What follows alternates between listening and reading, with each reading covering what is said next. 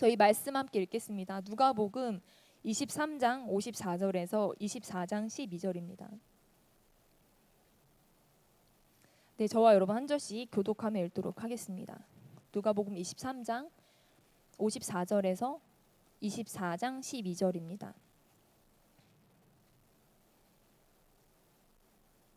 이 날은 준비일이요 안식일이 거의 되었더라.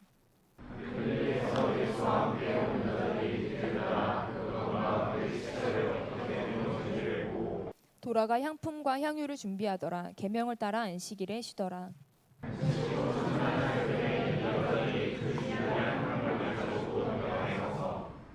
돌이 무덤에서 굴려 옮겨진 것을 보고 이로 인하여 근심할 때에 문득 찬란한 옷을 입은 두 사람이 곁에 섰는지라.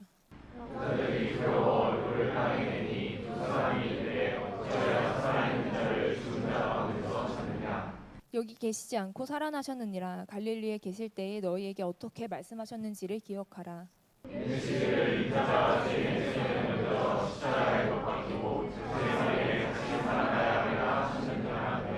그들이 예수의 말씀을 기억하고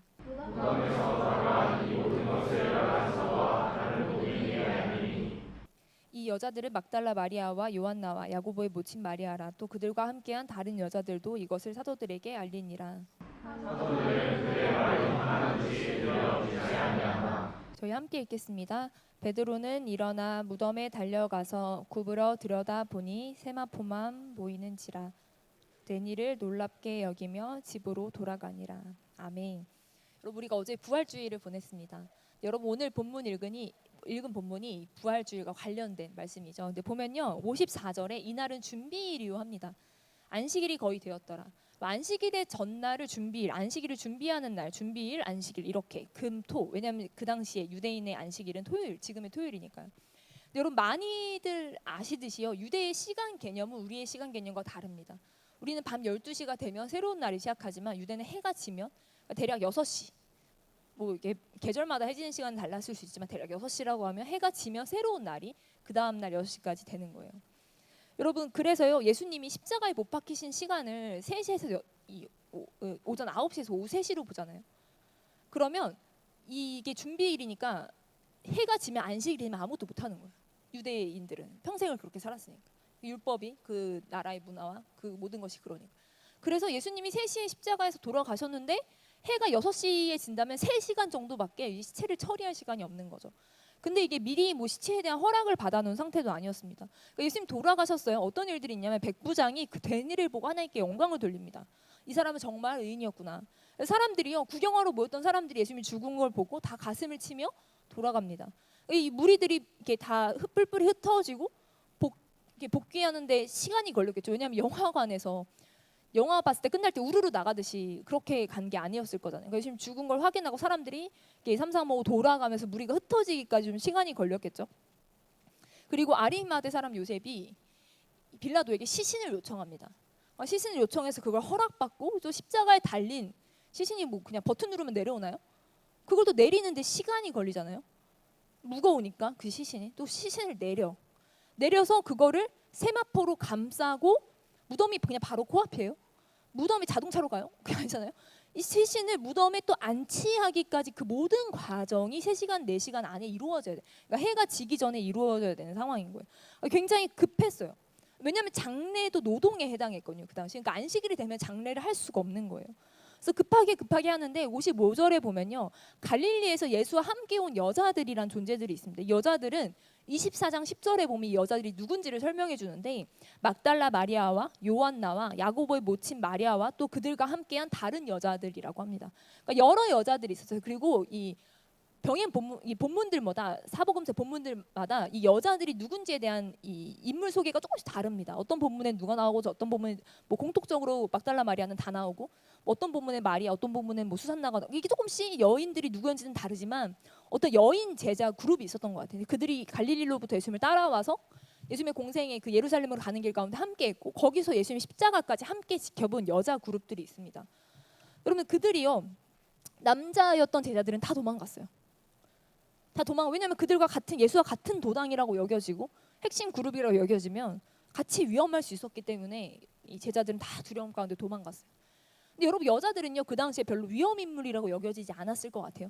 그래서 보다 조금 예수님께 가까이 있을 수도 있었을 것 같아요. 근데 어쨌든 이들은 예수님을 사랑하는 마음으로 예수님의 사역에 동참했고, 그리고 또 성경이 말하길 그들의 가진 것으로 예수님을 섬겼다고 합니다. 그들이 여자들이 당시 제자 그룹으로 동참해서 할 수 있는 일들이 많진 않았겠지만 그들이 가진 돈으로 재정으로 예수님을 섬기고 그런 이렇게 봉양하는 일들을 좀 했었어요. 그래서 그렇게 예수님 십자가까지 따라가서 예수님의 십자가 죽으심을 지켜봅니다. 그리고 안식일이 이 시체를 내려서 무덤과 그의 시체를 어떻게 두었는지까지를 이 여자들이 봅니다. 그래서요 돌아가서 안식일이 시작하기 전 얼마 안 남았잖아요. 이 여인들이 급하게 향품과 향유를 준비합니다. 갑자기 어디서 어떻게 준비했냐? 왜냐면은 뭐 미리 예수님 돌아가실 걸 알고 막 사놓고 한 게 아니라, 이 보면요 마가복음 16장에 예수께 바르기 위하여 향품을 샀다라고 합니다. 급하게 이제 예수님의 시신의 장례를 위해 급하게 향품과 향유를 사는 거예요. 혹은 또 그 당시에 상비적으로 어떤 집이나 혹은 이렇게 왔다 갔다 하면서 향유 같은 게 이게 못 옮길 만한 게 아니라 들고 다닐 수 있는 그런 물건이기 때문에 여행 중에 갖고 왔을 수도 있고 고가의 물건이니까 그런 것들이 상비되었을 수도 있어요. 아니면 그걸 또 샀다고 나와 있으니까 샀을 수도 있어요. 근데 어쨌든 그것들을 준비합니다. 그리고 계명에 따라 안식일에 쉽니다. 유대인들은 다 쉬었어야 됐으니까. 그리고 24장 1절에 가면요 안식 후 첫날 그러니까 주일 새벽에 일찍 준비한 향품을 가지고 무덤으로 갑니다. 이 55절에 예수님의 시체를 둔 것을 보잖아요. 근데 그 시체를 어떻게 뒀는지는 다른 병행 본문에 훨씬 더 자세히 나와. 요한복음 19장 39절에서 42절인데 저희 이 본문도 한 절씩 교독하면서 읽도록 하겠습니다. 요한복음 19장 39절에서 42절입니다. 일찍이 예수께 밤에 찾아왔던 니고데모도 모략과 침향 섞은 것을 100리트라쯤 가지고 온지라.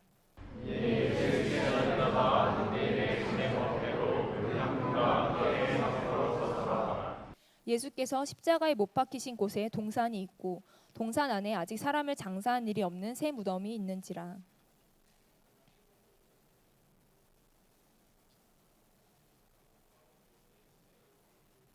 네, 여러분 이 이스라엘은요 세마포로 시체를 싸는 그런 장례 풍습을 가지고 있었습니다.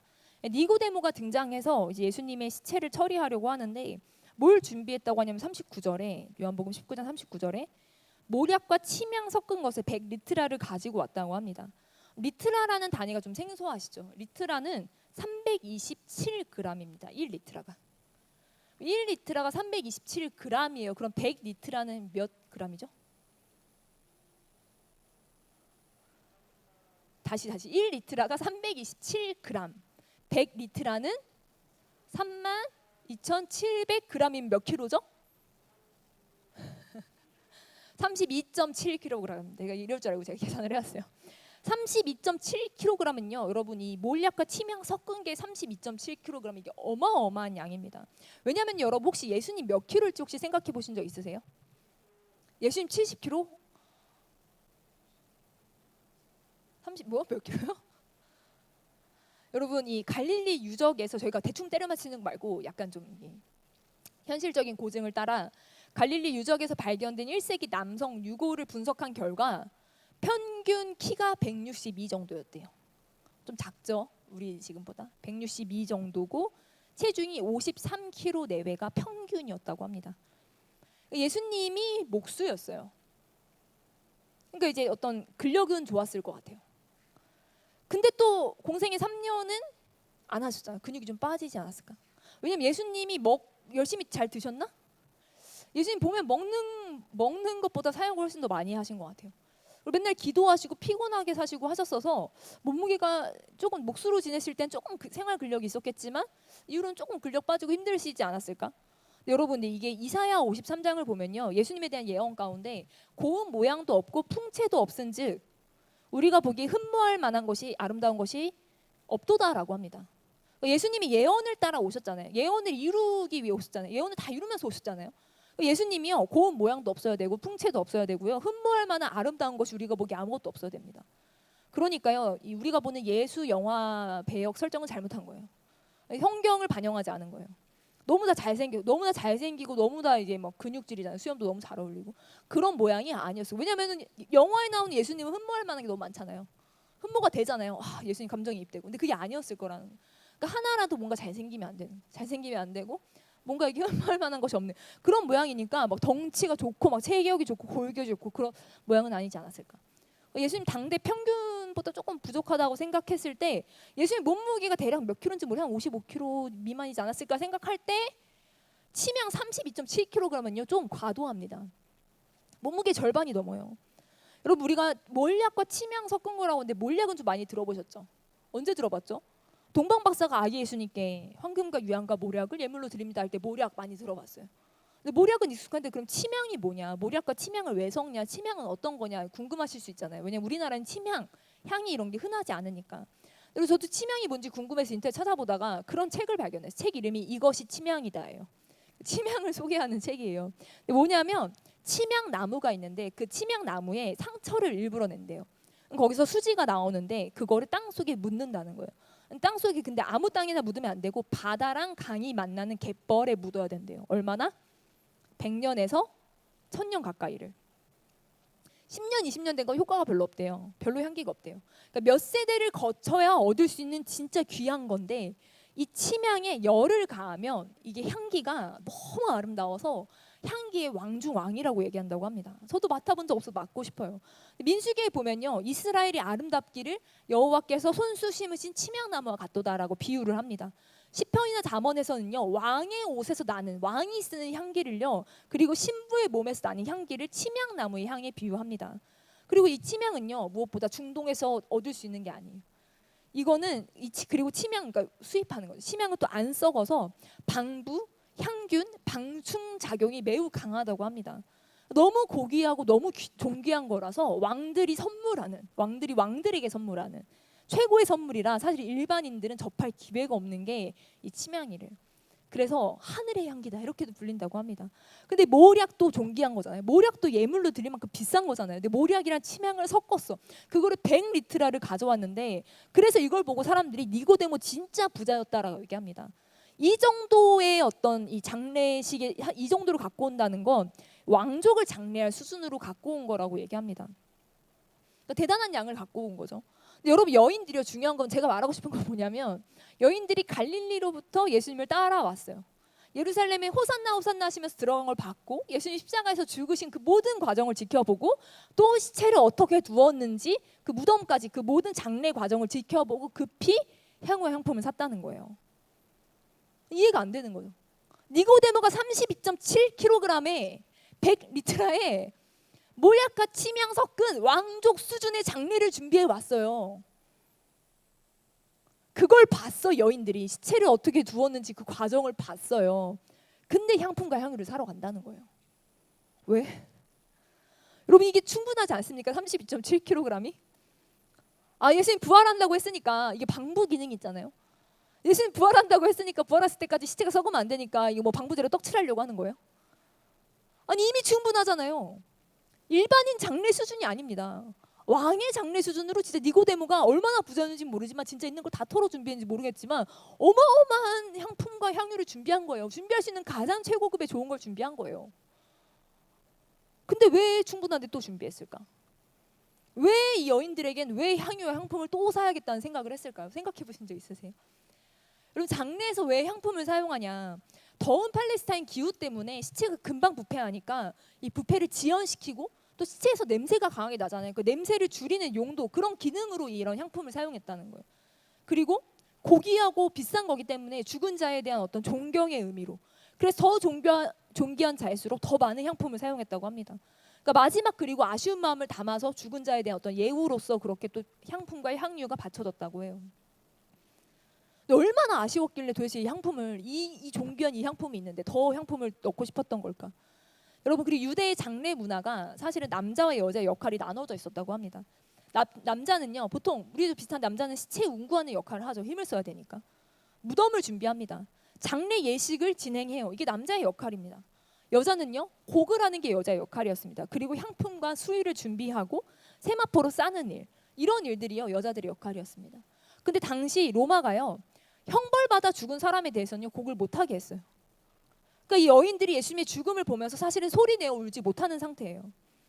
그리고 향유를 바르는 것도 세마포로 싸는 것도 여인들이 미처 준비하지 못했습니다. 그러니까 니고데모가 준비해서 그걸 하는 걸 여인들이 지켜본 거죠. 이 여인들 입장에서는 사실 이 니고데모도 급하게 이 일을 안식일이 오기 전에 해가 지기 전에 급하게 진행해야 되니까 여인들을 배려한다든지 여인들이 뭐 장례에 참여하게 한다든지 이런 걸 배려할 만한 여유나 여력이 없었을 거야. 급하게 그냥 어쨌든 시체를 무덤에 넣기까지 최대한 빠르게 진행을 하는데, 그러니까 여인들 입장에서는요 너무나 사랑하는 예수님이 죽었는데 그 죽는 과정에서 자기들이 아무것도 못한 거예요. 장례에 소리내어 울지도, 또 장례에 제대로 애곡하지 못하고, 그리고 아무것도 해드릴 수 없는 이 여인들의 마음에, 여러분 사랑하면 우리가 뭔가 해주고 싶잖아요. 아무리 부자인 사람이 있어도, 아인이 아무리 부자여도 사랑하는 사람의 생일에는 뭔가를 해주고 싶잖아요. 작은 선물이라도 정성을 담아 주고 싶은 마음이 있잖아요. 여러분 이 안식일이 되었기 때문에 급하게 진행된 장례 가운데 원칙대로라면 장례를 치를 때 시체를 좀 씻어야 됩니다. 물로 씻어야 돼요. 물로 씻고 그 다음에 이제 이 기름을 바릅니다. 향품을 바릅니다. 근데 여러분 보면요, 아까 읽은 본문에 그냥 이 시체를 제대로 씻을 시간이 없었어요. 이 시체에 향품을 그냥 같이 넣어서, 모략과 침향 섞은 것을 같이 넣어서 그냥 세마포로 감쌉니다. 그리고 안치를 하거든요. 이 장례를 지켜보면서 여러분 이 시체를 제대로 씻지 않았기 때문에 예수님의 시체가 어땠을까요? 여러분 십자가에서 죽고 그 시체를 내려서 그냥 그대로 급하게 진행한 예수님의 손과 발에는 구멍이 뚫려 있었겠죠. 온몸에는 채찍 자국들. 여러분 채찍 자국 생각해보세요. 채찍이 이렇게 뭐 그렇게 살결이 떨어지면서 피들이 흘러내리면서 그것들이 끈적끈적하게 달라붙어서, 그게 막 이렇게 온몸에 핏자국들이 달라붙어. 머리는 가시관 찢긴 자국들, 얼굴에 온몸에 찢긴 자국들. 그거 하나 피 하나 제대로 정성스럽게 닦지 못하고 그냥 그렇게 시체를 급하게 넣을 수밖에 없는 그 상황 안에서요, 이 여인들이 자기가 할 수 있는 지점을 발견한 거예요. 이 향유로 몸을 닦고 몸을 깨끗하게 할 수 있는 그 역할들을 이 여인들이 자신들의 섬김의 지점을 발견한 거예요. 여러분 이들의 진짜 이 사랑이 진짜였던 게 뭐냐면요, 지금 이 시점에서 예수님은 그냥 죽으신 분이에요. 예수님 우리 부활하셨다고 믿지만 지금 이 시점, 십자가에서 내려서 무덤에 들어간 시점에서는요, 이들은 모두 이 죽음이 끝이라고 생각했어요. 예수님을 진짜 사랑하지만 이 죽음이 그냥 끝이에요, 지금 이 상황에서는. 그러면 여러분 예수님께 이 향품과 향유가 이게 이 헐값이 아니에요. 진짜 비쌉니다. 이게 작은 것도 정말 많이 비싸요. 우리가 막 이렇게 마리아가 향유 깨뜨릴 때 가룟유다가 300데나리온, 그 1년 일한 노동자의 이 임금이라고 하잖아요. 정말 비쌉니다. 많은 대가를 지불했어야 됐어요. 이 여인들이요, 여기 예루살렘에 집이 있던 여인들이 아닙니다. 예수님을 섬기기 위해 갈릴리부터 따라온 여행 중인 여자들이었어요. 나름의 여정 중에 있는, 뭐 예루살렘에 뭐 잠시 어떤 집을 구했을 수는 있지만, 이 여인들이 그리고 이렇게 보면 부자였던 어떤 몇몇 흔적들은 있지만, 부자였어도 향품과 향유를 대가를 지불하고 사기에는 굉장히 비싼, 또 얼마나 샀는지는 모르지만 얼마나 사든, 많이 사든 적게 사도 진짜 비싼 거였거든요. 근데 여러분 예수님께요, 이들이 돌아가신 분 마지막까지 십자가에 따라했지만 이 시체를 처리하는 과정 가운데 예수님을 섬기고 싶은 마음이 끝까지 있었던 거예요. 그래서 여인들은요, 예수님을 진짜 사랑했던 게 예수님께 지금 뭘 해드려도 예수님이 돌려주실 수 있는 상황이 아니에요. 내가 예수님께 진짜 비싼 향품과 향유를 사서 몸에 발라들어도 내가 이분한테 받을 수 있는 건 이제 아무것도 없어요. 여러분 예수님이 아무것도 못 해주시는 상황이었지만 이미 죽으셔서 이 여인들은 그럼에도 불구하고 예수님께 뭔가를 해드리고 싶었던 거예요. 여러분 우리는 어떤가요? 우리는요, 예수님이 뭘 우리한테 해주셔야만 우리도 좀 드릴 수 있는 사람들인가요? 아니면 등가 교환 정도는 돼야죠. 예수님 내가 이 정도 했으면 예수님 나한테 이 정도는 줘야죠. 내가 10 정도 했으면 예수님도 그거에 어떤 할당하는 복이나 은혜들이나 축복들을 좀 줘야죠. 그렇게 생각하나요? 여러분 아무것도 못 받을 걸 아는데 드릴 수 있나요? 여러분 아무것도 못 받을 걸 알면서 드리는 게 진짜 사랑이잖아요. 여러분 요즘 연예인들을 사랑하는 걸 보면 정말 대단합니다. 아이돌들을 사랑하는 젊은이 어떤 세대 사람들을 보면서요, 정말 위대하다고 느낄 때가 많아요. 왜냐하면 팬사인회를 가기 위해서 앨범을 수백 장씩 구매를 하는 거예요. 같은 앨범을 기회를 얻기 위해서. 어떤 사람은 앨범을 850만 원어치 썼는데 팬사인회 당첨이 안 됐다, 이런 사람도 있어요. 왜 팬사인회를 가고 싶어요? 1대1로 대화를 할 수 있다는 거예요. 1대1로 대화 1시간짜리가 아니에요. 잠깐 나를 각인시킬 수 있다. 내 얼굴 도장을 찍을 수 있다. 잠깐의 어떤 가벼운 스킨십을 할 수 있다. 아이돌들에게는요, 정말 이 되돌려받지 못할 사랑을 엄청나게 드려요. 근데 우리가 예수님한테는요, 예수님 내가 이 정도 헌신 드렸는데, 내가 이 정도 하나님 사랑했는데, 내가 이 정도로 주님께 드렸는데 주님 그에 상응하는 어떤 뭔가가 돌아와야 되는 거 아닐까요? 라고 우리가 생각하기도 합니다. 근데 여러분 이 여인들은요 그렇지 않았어요. 이 여인들은요 갈 때 보면요, 이 마가복음 16장에 누가 우리를 위하여 무덤문에서 돌을 굴려주리오라고 하면서 갑니다. 그러니까 여인들은요, 자기들 스스로 이 무덤의 돌문을 굴릴 수 없는 거랑 인지하고 있어요. 여자들은 돌문을 우리끼리는 굴릴 수 없구나, 누가 굴려줘야 되는구나라는 걸 알고 갔다는 거예요. 근데 그러면 현실적으로 굴려줄 사람을 데려가든지 굴릴 방안을 생각해서 가든지 뭔가 대책과 대안을 세우고 가야 되잖아요. 여러분, 고고학 자료들에 따지면 이 돌문이요, 대략 1.5톤에서 많이 보는 분들은요 12톤까지도 봅니다. 왜냐하면 이 좋은 무덤에 들어갔으니까. 그래서 1.5톤에서 12톤, 그러니까 이 약간 가늠할 수 없는 이 무거운 무게, 여인들이 봤을 거잖아요, 돌문을, 무덤을. 우리가 굴릴 수 없구나. 근데 그러면 다 애플해서 그랬을까? 여인들이 너무 감정적으로 예수님 너무 사랑하는 마음으로 뜨거워서. 티라면 좀 안 그랬을까요? 아니, 힘쓰는 제자들 좀 데려가거나, 아니 어차피 가도 헛걸음할 건데 닫힌 돌문을 향해서 여자들이 할 수 있는 게 아무것도 없잖아요. 근데 대책도 없이 새벽부터 그냥 돌문을 향해 가는 거예요. 어떻게 이런 사랑 거신을 드릴 수 있죠? 진짜 사랑이에요. 예수님께 뭔가 대책과 대안이 없고 돌문에 우리가 진짜 헛걸음하게 될 수도 있지만 새벽 일찍 그 헛걸음을 합니다. 헛걸음을 하면서 그냥 받을 수 없는 예수님께 드리기 위해 가장 좋은 걸 구매해서 큰 대가를 치러서 그걸 들고 가는 거예요. 근데 갔는데 무덤이 열려 있잖아요. 예수의 부활의 소식을 듣게 됩니다. 2명의 천사들이 그들에게 뭐라고 말하냐면요, 말씀을 기억하라고 합니다. 예수님의 말씀을 기억해라. 예수님 뭐라고 하셨습니까? 다시 살아날 거라고 말씀하셨습니다. 그것도 아주 여러 번 말씀하셨습니다. 그들이요 예수님의 말씀을 기억합니다. 맞다, 살아날 거라고 하셨지, 예수님 말씀하셨지. 그래서 여러분, 그들이요 무덤에서 돌아가 이 모든 것을, 자신들이 무덤으로 갔던 일과 무덤 문이 열려있는 일과 천사를 만난 일, 모든 것들을요 11 사도에게 말했다고 합니다. 여러분, 여인들이요 예수님의 첫 부활의 증인이 된 거예요. 여러분, 예수님은 왜 이 놀라운 부활의 첫 증인의 여자들을 삼으셨을까요? 여자들이 먼저 왔으니까. 그럼 왜냐면요, 이 질문을 왜 하냐면 당시 유대 율법과 로마법은요 여성의 법적 증언을 신뢰하지 않았습니다. 여성들의 증언은요 효력이 없었어요. 여성들은 감정적이며 신뢰할 수 없다라는 이유로요 여자들은 증인으로서 기능할 수 없었습니다. 근데 이 놀라운 부활의 첫 증인이 효력 있게 전달되려면, 이 증거가 부활이 효력 있게 전 세계에 알려지려면 첫 증인으로 여자를 선택한 건 문제가 있었던 거예요.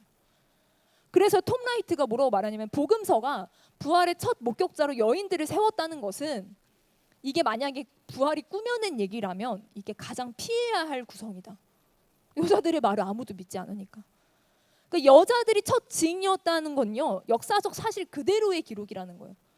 그렇지 않고는 꾸며낼 때 이렇게 꾸며낼 리가 없다는 거예요, 얘기를.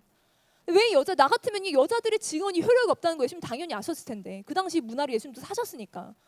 그러면 예수님 여자들 찾아왔더라도 제자들에게 먼저 찾아가서, 예수님이 부활의 몸을 입으셨으니까 가실 수 있잖아요.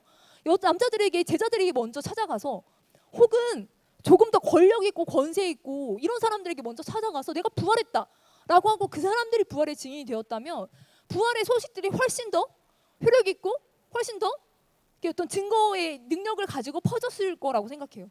근데 예수님은 왜 이 아무 증거를, 효력을 갖고 있지 않은 여인들을 부활의 첫 증인 삼으셨을까? 이거는요 여러분, 하나님이 약한 자들을 사용하신다는 확증이고 복음의 증인됨이요 우리의 자격에 달려있지 않다는 것을 보여주신 것입니다. 특별히 막달라 마리아, 여러분, 막달라 마리아가 성경이 여인한테 뭐라고 말하고 있습니까? 7 귀신 들렸던 자라고 말합니다. 7 귀신 들렸던 여자가요 예수님 만나 고침받고 예수님을 쫓아다닙니다. 십자가 격까지 동행했고 무덤을 가장 먼저 찾아갔고 부활하신 예수님을 처음 만나 복음의 첫 전달자가 된 여인이 막달라 마리아입니다. 여러분, 7 귀신 들렸던 게요 말 그대로 진짜 7마리의 귀신이 들렸을 수도 있고, 아니면 성경 속 7이라는 어떤 숫자가 주는 어떤 그냥 완전히 귀신 들렸다 이런 의미일 수도 있고, 그러니까 정말로 제대로 고통하던, 어떤 정신적으로 영적으로 심하게 고통하고 신음하던 사람이었다는 거예요. 여러분, 그러면요 그 정도로 고통할 정도면요 얼마나 내면이 어그러져 있었겠습니까? 얼마나 시대 가운데 어떤 가정적인 여러 가지 연유 가운데 얼마나 그 마음에 온갖 치명적 상처와 아픔이 가득합니까? 얼마나 수치스러운 과거였겠습니까? 예수님을 통해 회복됐지만, 그리고 예수님을 끝까지 따랐지만 이 여인이 부활의 첫 증인으로서의 어떤 자격이 있다고 생각하세요? 왜냐하면 제자들이요 막달라 마리아가 나타나서 예수님 죽으신 충격적인 사건 가운데 제자들 다 지금 완전히 전의를 상실하고 시리에 빠져 있잖아요. 막달라 마리아가 나타나서 예수님이 사셨어요 하면 제자들이 뭐라고 생각했을까요? 솔직히 마음속으로 귀신 들렸나 보다. 맛이 갔나 보다. 이제 다시 예수님 없으니까 다시 이렇게 됐나 보다. 여러분 솔직히 그렇게 생각하지 않았을까요? 저라면 죄송한데 그렇게 생각했을 거예요. 여러분 부활의 첫 증인으로 사실 막달라 마리아는 굉장히 적합하지 않다는 거예요. 여러분 복음의 증인으로서의 자격은 누구에게 있습니까? 우리도 굉장히 많이 고민하는 주제입니다. 왜냐하면요, 성도님들이 전도를 안 하는 이유를 설문조사하면요, 용기가 없어서도 있지만 신앙인으로서 모범적인 삶을 살지 못해서, 내가 복음의 걸림돌이 될 것 같아서, 내가 뭐 세상적으로도 사회적으로도 뭐 자랑할 거라도 하나 있어야 내가 그렇게 복음을 증거하는 게 사람들이 듣지 않을까?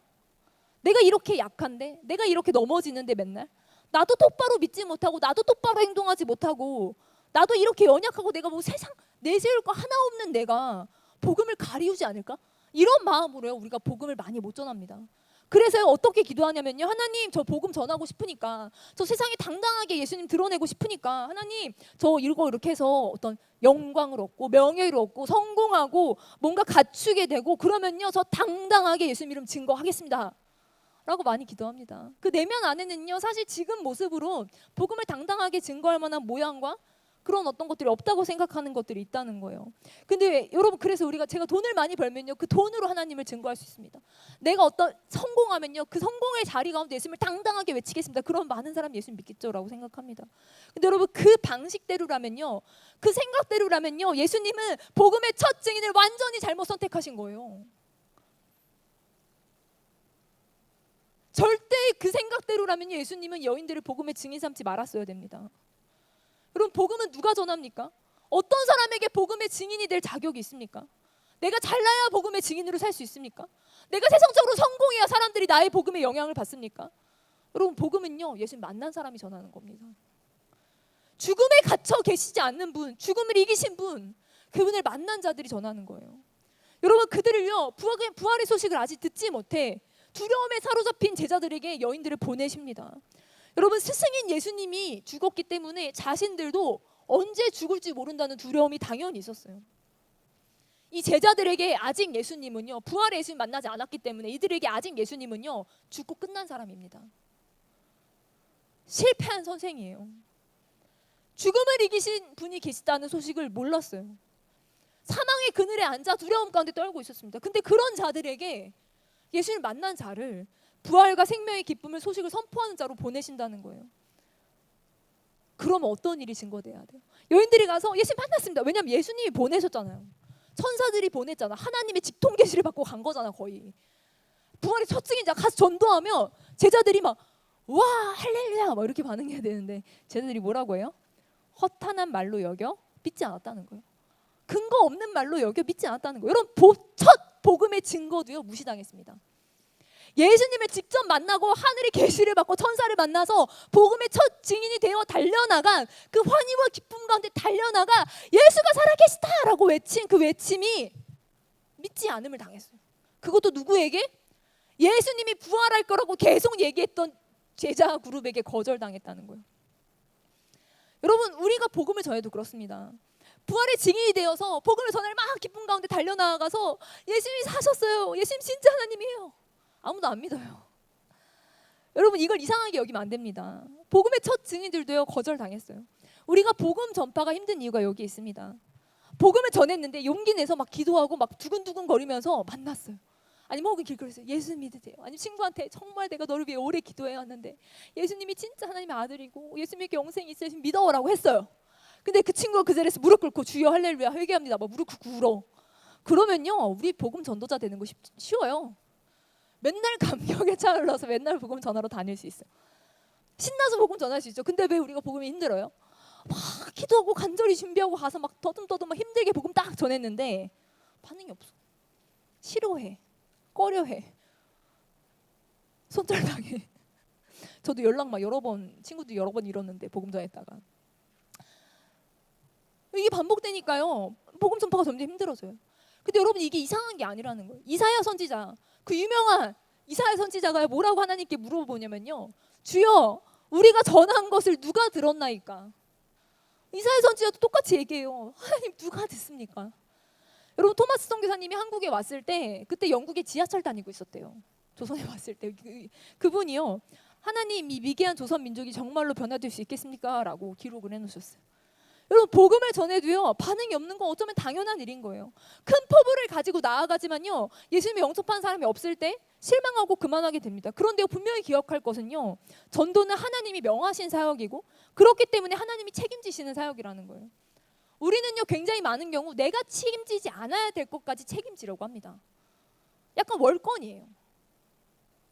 구원하시면 보좌에 앉으신 하나님과 어린 양께 있습니다. 하나님이 구원을 이루십니다.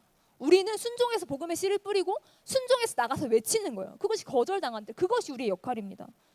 여러분들, 우리는 하나님의 역할까지 하려고요. 그 사람을 회심시키고 돌이키고 그 사람을 지금 이 순간 영접하게 하려는 하나님의 권한과 하나님이 하신 일까지 우리의 권한이라고 생각하고 내가 해야 된다고 생각하니까 복음 전도가 너무 어려워지는 거예요. 여러분, 유명한 전도자 한 분은 이 타카키 케이타라는 분은요 뭐라고 하셨냐면, 만약 상대가 복음을 전했는데 전혀 관심을 나타내지 않는다고 하더라도 그것은 당신의 책임도 실패도 아니다. 그 사람과 하나님 사이의 문제일 뿐이다.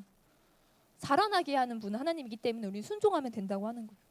그래서 여러분, 그 여인들이요 예수의 빈 무덤을 보고 달려가 막 증거하는데 허탄한 사로 막 그냥 그렇게 무시받잖아요. 믿지도 않아요. 속으로 진짜 막달라기 말이야, 다시 귀신 들렸다 이렇게 생각했을 거라는 거예요. 근데 여러분, 그들 이제 베드로 이 제자들도 이제 부활하신 예수를 만나고, 그리고 그들이 교회로 되어 열방 가운데 뻗어나가게 되잖아요. 예루살렘에 교회가 세워지고. 근데 그 모든 과정에서 여러분 생각해 보신 적 있어요? 베드로가 무덤에 갔을 때 이 마지막, 저희가 처음 읽은 마지막 보면 누가복음 24장 마지막 절을 보면요, 그 세마포만 봤다는 거예요, 무덤에. 그러니까 그 말인즉슨 여인들이 향품과 향유를 들고 왔지만 빈 무덤을 보고 돌아갈 때 어쨌든 향품과 향유는 놓고 가진 않았다는 거죠. 챙겨갔다는 거죠. 여러분, 이 여인들은 이후로 어떻게 됐을까요? 이 여인들은요 이후로 초대교회를 섬기는 여인들이 됩니다. 여러분, 막달라 마리아, 요한나, 야고보의 어머니 마리아, 그들과 함께한 다른 여자들이라고 지칭된 이 여자 그룹은요 예수님의 사역을 자신들의 소유로 여러 섬김으로 사역을 도왔습니다. 그러니까 당연히 이들이 교회에 또 섬기는 과정 안에서 이들이 가진 소유를 가지고 또 교회를 섬기는데 이게 사용됐을 거라는 거예요. 여러분이 자신들이 드릴 수 있는 최선의 것으로 예수님께 드릴지라도 아무것도 돌려받지 못하는 상황이라도 예수님께 드리고 싶었던 그 사랑, 그 헌신, 그 예수님이 받으십니다. 예수님, 하나님을 사랑함으로 어떤 작은 거라도 드리고 싶어하는 마음을 하나님 받으세요. 재정이 있는 사람들은 재정으로 섬길 수 있고요, 힘이 있는 자들은 힘으로 섬길 수 있고요, 시간이 있는 분들은 시간으로 섬길 수 있습니다. 여러분, 이 자리에 또 열방을 위해 기도하고 주님께 마음을 드리러 나온 여러분의 헌신도 주님 받으셨습니다. 주님은요 우리가 드리는 걸 받으세요. 그런데요, 이 여인들이 드리는 헌신과 마음을 받으셨지만 말씀을 기억해라 하시면서 이들의 헌신의 방향을 만져주세요. 이들은요 죽으신 예수님께 향유와 향품을 바르고 싶었어요. 그러나 예수님은 죽고 끝나지 않으셨습니다. 예수님은 더 이상 향유와 향품이 발라져야 하는 어떤 죽어 누워 계신 존재가 아니에요. 그분에게 그 향유와 향품이 필요가 없었습니다. 그럼 예수님이요 그 여인들에게 말씀을 기억하게 하심으로 그들이 어디를 향해 달려가야 하는지를 교정해 주셨습니다. 그들이 예수님께 향유와 향품을 바르는 그 죽음의 자리가 아니라 몸을 돌이켜 아직 복음을 모르고 아직 부활을 모르고 그래서 어둠과 사망 가운데 두려워 떨고 있는 자들에게 복음을 증거하는 자로 말씀을 기억함으로 나아가라라고 그들의 그 예수님께 쏟기 원하는 그 헌신과 예수님께 쏟기 원하는 그 사랑을요 교정해 주신다는 거예요. 방향을 틀어 주신다는 거예요. 여러분, 예수님은요 말씀을 기억하게 하심으로 우리의 방향을요 수정해 주십니다. 말씀을 통해 우리가 어느 방향으로 달려가야 할지를 가르쳐 주십니다. 여러분, 많은 분들이요 하나님을 너무 사랑하지만 하나님만 사랑하시는 분들이 계십니다. 근데 여러분, 하나님은요 우리가 막 하나님 영광 받으세요. 물론 영광 받으시도록 우리가 창조된 존재입니다. 우리가 영어토록 찬양하도록 창조된 존재입니다. 근데 하나님은요 우리가 막 기름 발려 드려야 되는, 향유 발라 드려야 되는, 아무것도 못하시고 시체처럼 누워 계신 그런 분이 아니에요.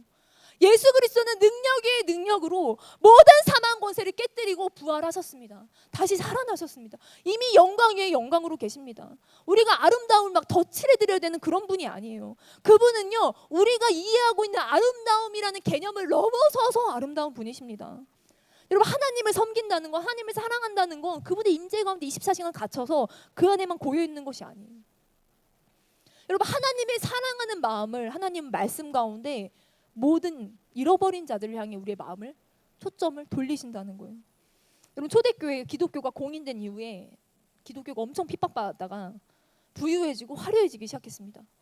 교회가 본질을 잃어버려서 또 다시 본질을 찾아야 된다 하는 분들이요 사막으로 들어가기 시작했어요. 고독을 찾아 떠나서 그 수도 생활하는 사막의 수도 생활하는 그런 그룹들이 생겨나기 시작했습니다. 근데 그분들이요 이런 의문을 품어요. 아니 근데 기독교가 핵심이 사랑인데 이렇게 홀로 신앙생활하면 내 영성이 깊어지지만 이게 진짜 영성이 깊어지는 건가? 어떻게 내가 이웃사랑을 실천할 수 있을까? 이런 고민을 가지고요 함께 사는 모양으로 그 수도원 공동체의 운동을 변형하기 시작합니다.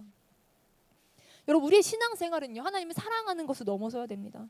첫째 계명이 하나님 사랑이고 둘째 계명이 이웃 사랑인데 이게 분리된 계명이 아니에요. 하나님을 사랑하는데 하나님이 사랑이 필요한 사람에게 관심이 없다. 판쪽짜리 사랑입니다. 여러분 사랑하는 사람이 있는데 사랑하는 사람한테 나한테 힘든 얘기 하지 마. 좋은 얘기만 해. 여러분 이게 진짜 사랑이에요? 유아적 사랑입니다. 5살 난 우리 딸이 저한테 그래요. 엄마 좋은 말만 해. 좋은 말만 하라는 거예요 자기한테. 좋은 얘기만 하라는 거예요. 여러분 사랑하는 사람의 마음에 그 아픔에 그 슬픔에 자연스럽게 마음이 따라가는 게 진짜 사랑이잖아요. 여러분 하나님의 마음이 어디에 있습니까? 하나님의 눈물이 어디에 있습니까? 여러분 우리가 수시간 SNS 여러 인터넷 자료들을 보지만 열방 가운데 세계 뉴스를 너무나 많이 볼 수 있지만 여러분 주식에 관심 있는 분들은 맨날 세계 뉴스 보실 거예요. 미국 주식 관심 있으신 분들은 맨날 뉴스 보실 거예요. 근데 여러분 그리스도인들이 이렇게 한 클릭 한두 번으로 열방에 대한 소식들을 금방 접할 수 있지만 사실 우리는 관심이 없습니다. 중국에요 이제 5월 1일부터 외국인 종교 활동을 완전히 제한한다고 해요. 선교를 차단하려고 하는 거예요. 외국인이 어떤 허가도 없이 어떤 종교적 행위도 할 수 없다고 합니다. 월드 바치리스트 이런데요 인터넷 2번 3번 클릭하면 들어갈 수 있는 데서 보여주는 자료들 보면요 1년에 5,000명 가까운 수가요 예수 믿는 것 때문에 살해당한다고 합니다. 매년 신앙과 관련된 이유로요 공격받는 게요 2, 3만 건에 이릅니다. 1,000만 명이 넘게 신앙으로 강제 이주를 당합니다. 집을 잃어버려요. 온갖 종류의 박해를 다 합치면요 3억 6천 이상이 매일 고통받습니다. 믿는 자들을 향한 박해뿐만이 아니라 우리가 함께 기도해줘야 될 그룹을 향한 외면뿐 아니라 여러분 2000년이 지나도록 부활의 소식을 듣지 못한 자들이 아직까지 열방 가운데 있다는 거예요. 저 죽음과 사망의 그늘에 앉은 자들에게 누가 생명의 복음을 전하겠는가? 누가 부활의 복음을 증거하겠는가? 하나님을 사랑하는 자들이 나아가야 하는 줄 믿습니다. 아멘. 승리하신 소식을 이미 2000년 전에 죽음을 이기고 승리하신 소식을 알지 못하는 좌절과 절망 가운데 있는 자들에게 우리가 나아가야 할 줄을 믿습니다. 하나님께 사랑을 받아서 그 사랑을 가지고 있는 게 아니라 하나님부터 사랑을 받았으면 그 사랑은 흘러가는 겁니다. 하나님께 사랑을 받아서 이웃을 사랑하는 거예요. 그게 사랑의 방향이고 헌신의 방향입니다. 여러분 예수님의 사랑함으로 향품을 가져왔던 여인들을요 부활의 증인으로 내보내시듯이 예수님 사랑합니다. 전심으로 내가 예수님 사랑합니다라고 고백한 우리에게 예수님이 보게 하시는 것들이 있음을 믿습니다. 여러분 우리의 한 번의 순종이요 한 영혼의 영원한 미래를 바꿉니다. 제가 그 티베트 난민 지역 인도에 나아갔을 때 그 불교 사원에 딸린 식당 안에서요 복음을 전했을 때 그때 복음을 영접했던 형제가 있어요. 그 사원의 직원이었는데 그때 저희 팀이 가서 복음을 전했을 때 복음을 영접했었어요. 그리고 한참 있다가 메일이 왔는데 뭐라고 메일이 왔냐면 자기가 그 사원의 식당을 그만두고 그 불교 사원 식당을 그만두고 바이블 비전 미니스트리에 갔다는 거예요. 남인도로. 거기서 리더십이랑 성경 트레이닝을 받고 세례 받으러 마니푸르로 간다. 그리고 세례 받는 사진을 보냈어요. 그러면서 그 아래 이렇게 썼어요. Thank you for sharing me about Jesus. 나에게 예수님에 대해 말해줘 고맙다. 우리의 복음전도 영접을 시작으로 그 친구가 예수에게 관심을 가지기 시작하고 예수님에게 그리고 그렇게 여러 하나님이 그 영혼을 인도하시는 과정 안에서 결국 세례를 받기까지 그 영혼을 인도하시고 여러분 그리고 나서요 지금 그 형제는 10년 정도가 더 지난 건데 지금 그 형제가 그 저희가 전도 나갔던 그 지역의 크리스천 리더십으로 사람들을 전도하고 믿는 자를 모아서 예배드리고 있습니다. 여러분 제가 그 사진을 받고 정말 많이 울었었던 게 아직도 기억납니다. 여러분 우리의 한 번의 순종이 하나님을 사랑함으로 예수님을 사랑함으로 우리가 달려나가 증거한 그 부활의 소식이 한 영혼의 미래를 바꾸고 그 지역의 미래를 바꾸고 그 민족의 영원한 미래를 바꾸는 것을 우리가 보게 됩니다. 여러분 우리가 하나님을 향한 사랑을 이제는 더 이상 하나님께 어떤 아름다움을 덧칠해 드리는 걸 넘어서서 정말 주님의 생명이 필요한 자들에게 하나님 사랑하는 마음을 들고 우리가 나아갔으면 좋겠습니다.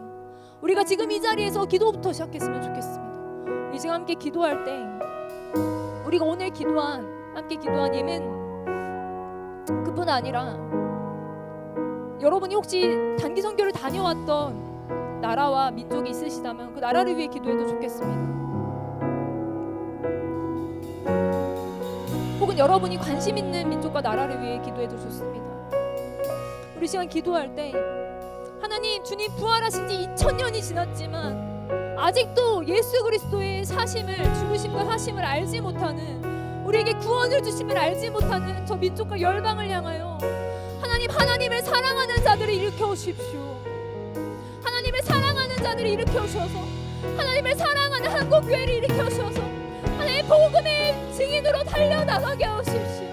하나님, 우리가 증거하는 것의 결과와 상관없이 믿음으로 주님이 구원하심을 바라보며 당당하게 복음을 증거하는 거룩한 세대로 우리가 일어나게 하시며 한국교회가 함께 일어나게 하십시오. 우리 소망하는 자들마다 우리 시간 함께 자리에서 일어나 우리의 믿음을 주께 드리며 우리의 손을 들고 주여 이제는 구원하여 주십시오. 주여 이제는 달려나가게 하십시오. 우리 믿음으로 주여 3번 부르며 함께 기도하도록 하겠습니다. 주여,